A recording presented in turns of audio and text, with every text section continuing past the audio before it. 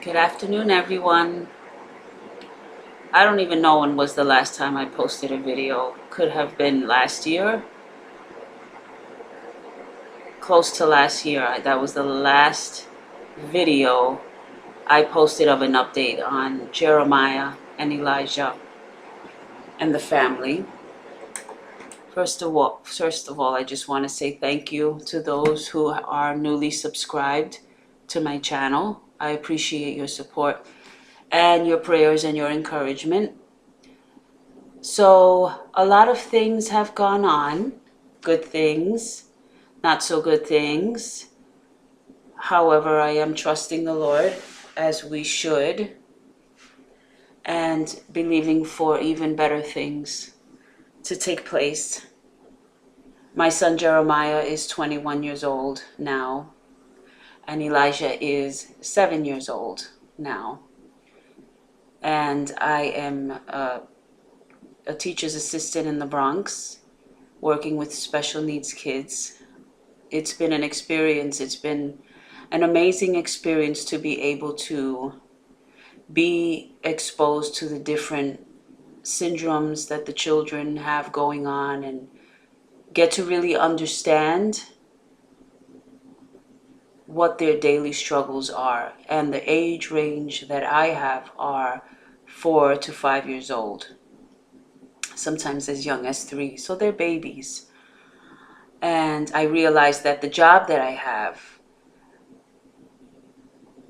the children I work with, they're different than Jeremiah and Elijah in the sense that they have more physical ailments than my children's, more like neurological, cognitive disabilities. However, they do share a commonality that they are special needs children. I do enjoy my job. It is stressful though, I must say. You try not to take home the different issues that the children have, but you can't help it a lot of times. You simply can't, especially when the children, they don't walk, they don't talk. They are, some of them, in wheelchairs or travel chairs, and some are tube fed. It's extremely difficult, actually. You have to really stuff down some things while you're working in order to be able to do your job well. And that is to just be there for them, take care of them the best way you know how, and do what you're supposed to do. But I'm grateful for the experience to be able to see and to know how can I best communicate with the kids. How can I best interact with them? How can they feel safer with me, even though you can tell they are afraid sometimes because they're in pain or they're in discomfort. They can't tell you what they feel. So it's basically just holding them near or singing to them a happy song, a nursery song, or something like that. Getting them to connect with you and getting that connection between you and the child so that you can learn their mannerisms, you can learn their personalities, you can learn why they are uncomfortable, or what's the best position to lay them down in or to sit them down in, what's the best book they like even, because surprisingly, even though they can't speak, they do have a preference. But that's just to tell you where I'm at. I am still working. I'm third level teacher's assistant, still working on my bachelor's, hopefully wrapping that up soon. Life is good. Life has been interesting. Jeremiah, I just came back from his school from an awards ceremony for him. He's graduating high school. My 21-year-old son, who has come such a long way, is graduating high school. And to say that I'm one proud mama is an understatement. I'm super proud of my boy. He is 6'4". I don't know how much more he can grow. I joke with him and I tell him, we're going to have to build you a bed because you're so tall. But he's doing very well in school. Excuse me. And he received an award today for performing arts. He loves to sing. He loves to dance. The kid is a dancer. He will put on, what's that called? Nintendo Wii? I'm not good with stuff like that, so forgive me. He'll put the YouTube videos, not the game console itself, but the YouTube videos, and he will download all the dance songs, and he will stand there and dance all day long if you let him. He enjoys going upstate to where my parents live. They have a backyard. They have deer in the backyard. He's a nature boy. So when he goes there, even though he does spend some time in the backyard, he goes on my mom's computer and will download YouTube videos and will dance the whole day. It's no wonder he looks like Gumby. He's so skinny. But he loves to dance. So performing arts is his thing. He loves the arts. So I was there bright and early. I took a day off work to be there for my son. I think I mentioned in the last video that Jeremiah is in a residency. He's at the New York Foundling Agency. How is it possible that my son, even though he's in residency, is 10-15 minutes away from me? Yes, that's right. He is about 15 minutes from me. I can drop in at any time of day. In fact, I pick him up on the weekends and I take him to church on Sundays. He absolutely loves Sunday church. And I don't have to say when I'm coming in. I just drop in, hang out with my son, which I do at times during the week when I'm physically able to, and spend time with him there. He's doing exceptionally well. So what happens with the special needs young adults, because now he is a young adult, he's 21 years old. When they graduate from high school, they can enter into what is called a day program. In the day program, a parent can visit one or two or several of them. They usually have open houses. In my case, it's in the Bronx. And if you want to know the name of the day program, feel free to message or inbox me, and I will give you the information. I visited a day program in the Bronx, and I absolutely was very interested in it. In the day program, they will teach the young adults not only life skills, money management skills, community skills, how to behave in the community, things to say. They also prepare them for work. They have training programs. Excuse me, I'm kicking something. They have job training programs where they are able to prepare them with interview skills. They will have mock interviews. What do you say at an interview? What do you not say at an interview? What are the best things to say at an interview? How to present yourself professionally at an interview, things of this nature. And they will prepare them for work. They also will take a test to see where they are cognitively wise, to be able to place them in a category or at a job where they know it's not going to be overwhelming for them, but it's just exactly the right fit for them. In Jeremiah's case, he loves to stock. He loves to stock shelves. His thing is putting things in order.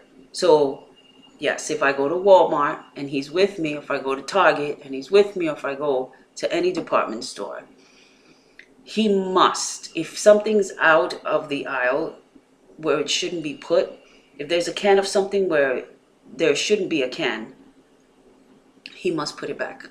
He must put it back. He has to do it in that way. And then he feels much better. It's like a big relief for him. And so his thing is stocking and organizing. He's absolutely great at it. At this point in time, he works and has been working at a library. And he's done exceptionally well. He's just been doing all across the board really great. Because of the fact that the residency has such a structured environment, I have a very good rapport with all of the staff there. All of them know who I am. All of them know what I would like from him, the goals and the objectives that I have for Jeremiah. They know exactly who I am, and that was important to me. I never intended to leave my son at a residency and not on a weekly basis know what is happening with him, let him see that mommy's still there. But he's a grown man. He looks like he's 35, 40 years old, easy. I just can't believe it. He's got a beard that he's like a chia pet. They give him haircuts. And the next week he has to go back in for a haircut. I'm telling one of the staff there, what are we gonna do with your boy? He grows hair like a chia pet. He just grows so much hair. But he's always well presented. He's always well dressed, well groomed. Hygiene is always, because I'm keeping track of things. I'm making sure he's taken care of in the right way. And I also, this is really important for parents, and I want to just, because it stands out to me as a good point. When you are having someone who is taking care of your kid, your child, whether it's a teacher or a teacher's assistant, or they're in a job training or anywhere, the doctor's office, I make it my business to express to them my gratitude. I let them know. And yes, sometimes you're not going to like some certain things that maybe the way they do things with your child, but know the balance between, I just want to tell you, by the way, for example, you can approach them in this way. You're doing a great job with my son. I love how you guys keep him so well groomed and things. However, and then you can lead into it. I think that's very important. It's important for several reasons. When you give constructive criticism with encouragement, we all need encouragement, not just me. We all do. It goes a long way to give a pat on the back to someone. We don't know what anyone is walking through. It also goes a long way to see, man, this parent is appreciative. I think I'm going to go the extra mile for her next week. Case in point, I was pleasantly surprised that Jeremiah, I received in the mailbox a Mother's Day card. My son doesn't know how to write out a Mother's Day card. He's starting to now. One of the staff went with Jeremiah shopping and got him the card and helped Jeremiah to write in the card. I thought that was excellent. His dad also contributed to writing in the card, and actually his dad put a gift card in the Mother's Day card. So things like that, the example is that, the staff, they will go out of their way especially when they see that there's a parent who, although they are overwhelmed, although they are hurt, they're stressed to see their child going through such things, day-to-day issues that special needs children or young adults go through.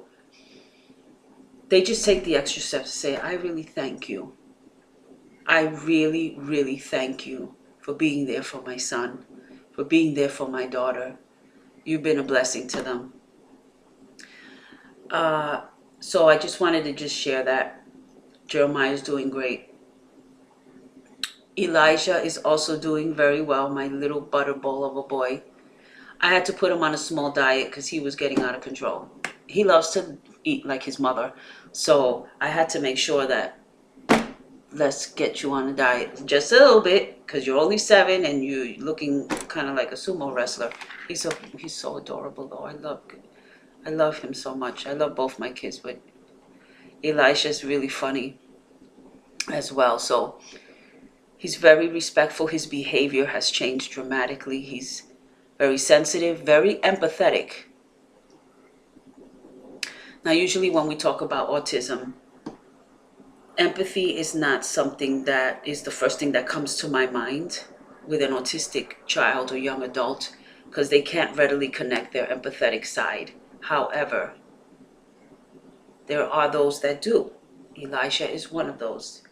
I'm not saying that all autistic kids cannot connect empathetically. They have different ways of doing it. But Elijah is very obvious. He's very sensitive towards the needs of others and things like that. He's doing really great in school, so much so that, excuse me, sorry, that burp just came out. So much so that it's unbelievable that they want to now put him in an inclusion classroom, which means that he will now be integrated in with a regular classroom and special needs children, but more like a regular classroom setting. He's prepared for it. I'm going to give it a shot and see. If it's too overwhelming for him, I'm going to get him out. I'm not one of these parents who say, no, my son is safer in a special needs classroom. I don't want him to be bullied. I don't want him this. I don't want him that. No. No.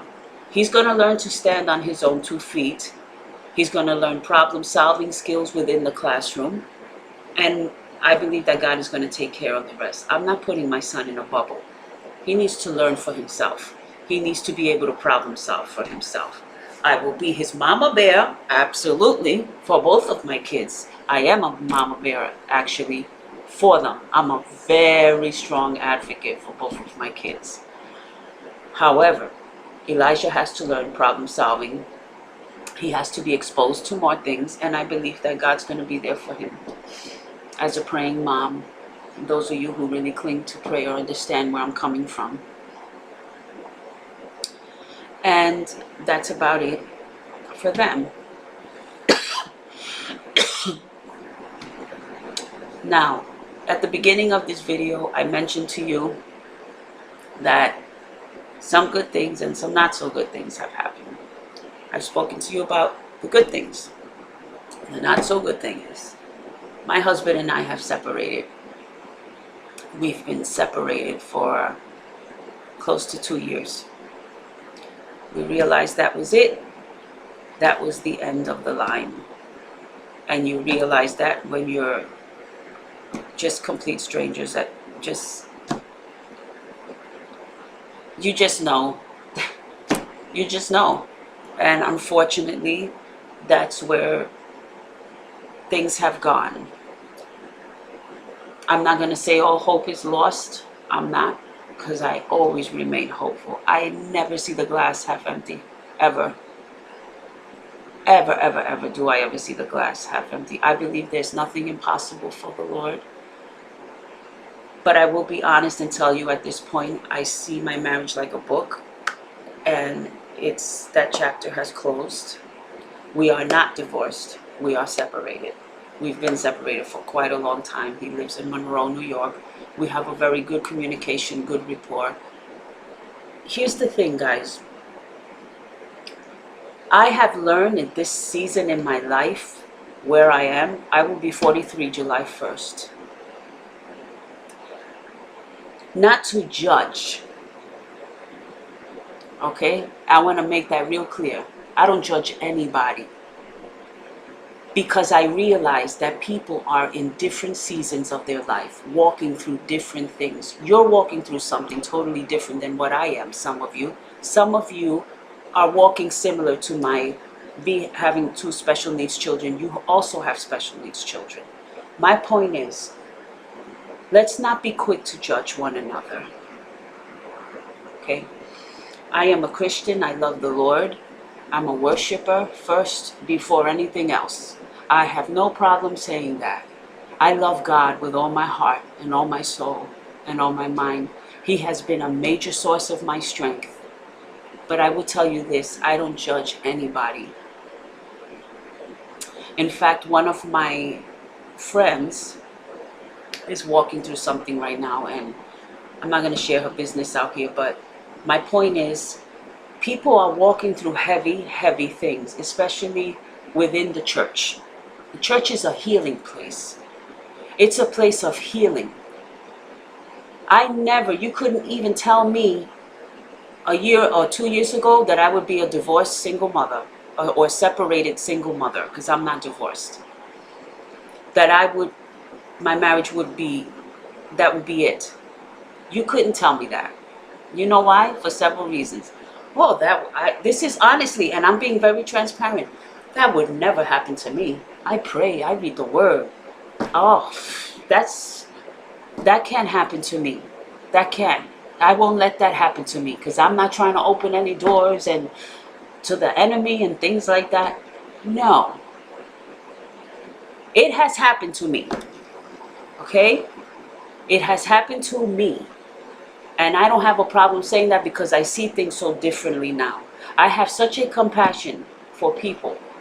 Such a compassion for people who are trying to better themselves, trying to serve the Lord, and find that they are between a rock and a hard place because of what they have walked through.